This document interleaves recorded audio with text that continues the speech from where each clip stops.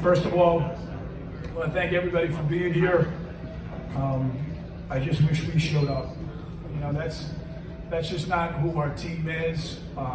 But Kentucky had a lot to do with it. You know, as a coach, you know, I've known John since he was at Pitt as an assistant, and at UMass, I was at Holy Cross. I have a lot of respect for how hard they play, and I know all week they talked about fighting and finishing, and they outfought us and they outfinished us in every phase of the game. They're very talented, they're deep, they're long, but we're better than that. We really are.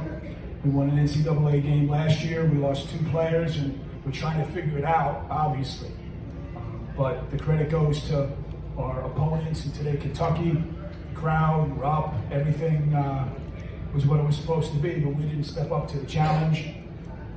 Which is, it's just disappointing, but we need to learn from it. We've played Arizona, Villanova, Cincinnati, Ohio State, Maryland, all teams that won the national championship before, and today we play Kentucky, who's won it many times. And it's a learning experience for our players, for our coaches, but it's just great for our program and our university. I'm very thankful and appreciative to be here today.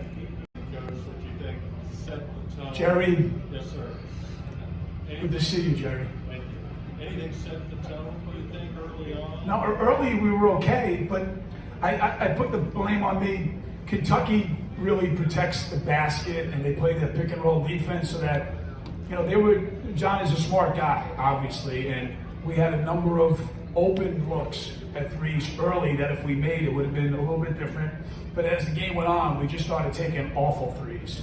So once we started taking bad shots and they rebounded and outlet it and got out, you know, then it's really difficult. So I think early we were okay, and then we just started taking poor shots.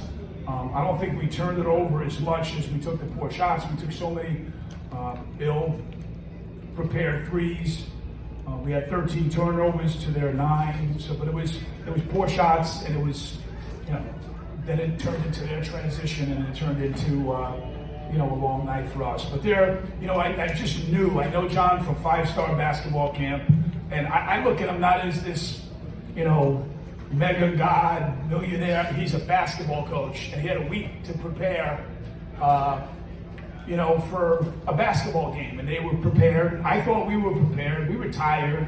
We just had a really good win the other night, and we had to travel and so forth and so on. But you give him a week to get these guys ready to fight in this building, and obviously it's a difficult building, and it got away from us. But I'm proud of my players because they're good kids and they're better, and we'll learn from it. But it stings, and it's hard. We already played at Notre Dame. We played here at Kentucky. We played DePaul, who might be playing as good as anybody in the land. So it's a tough schedule, but it gets us ready for March, and these games do that. But you know, right now in December, it hurts, and that's college basketball. Way back. Yes. I mean, he's 60 years old now, but he's still pretty animated. Yes. On the court. Can you kind of share with us how his coaching style and demeanor has changed over the years in your eyes? It's funny. It hasn't changed that much, you know. And I was talking to Bruce Hamburger. We know him forever, and it's like, number one, I've never seen him with a hat on.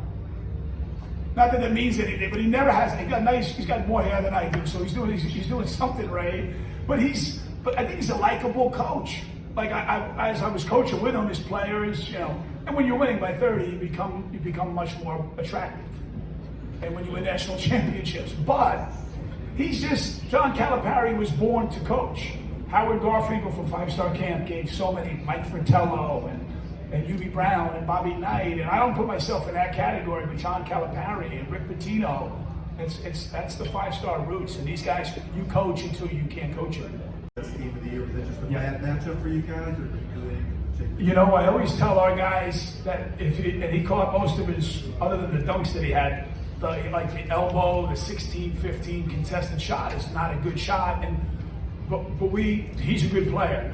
Take nothing away from him, but we didn't give him any resistance. You know, he was just making shot after shot, and you have to get up and make him dribble and put the ball to the floor. So we made it too comfortable for him, not taking anything away from him, but you know, it was a coming out party. He had 25 points, and he's a heck of a player. And you know, like, and Nate Sestina, we were the first guys to recruit Nate at Fairleigh Dickinson. I love the kid. He's in the middle of nowhere, New York, and you know, he gets hurt, and it opens up another window for Kentucky. And so when he gets back, this team is, you know, you guys know how good they are, but today they were really good, and I just wish you saw our team play better. And I think you can see it in snippets, but in totality today, you know, obviously it was not our day. You've been familiar with Nate Sestina for so much longer than we have. Yes. What kind of a tangible difference do you think he will make for this team into the new year and into March? Well, he just gives you another big body. He sets great screens. He's got a toughness and a basketball aptitude. You know, he's a Bucknell graduate, so I think he's the maybe not the missing link, but he's a piece that's gonna, you know, take from Richards to Montgomery and Sestina. You know, you can play off that a lot. You know, and then Nate wasn't recruited highly at all. We were on him for a long time. Bob Huggins at West Virginia was looking at him, and he went to Bucknell, which is a great institution and a great school. But he's a high level player and a high level kid from a great family, great high school coaches. So he's just going to make everybody better. And I think you guys saw that in the preseason, and probably saw it in the first, you know, few games before he